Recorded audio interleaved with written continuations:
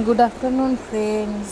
আজকে বানাবো ভোলা মাছের ঝাল। দেখো ভোলা মাছ নিয়ে নিয়েছি, একেবারে ভোলা মাছ দেখতে ঠিক এরকম হয়, এই যে এরকম হয়। আর নিয়ে নিয়েছি আদা, রসুন, পেঁয়াজ, লঙ্কা পরিমাণ মতন পেস্ট করে নিয়েছি। আর নিয়েছি আলু। এবার কড়াইটা গরম হয়ে গেছে, মাছগুলো ভেজে নেওয়ার জন্য তেল দিয়ে দিতে হবে।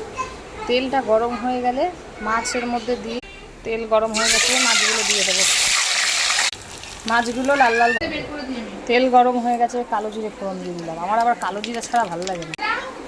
আলুগুলো দিয়ে একটু নুন দিয়ে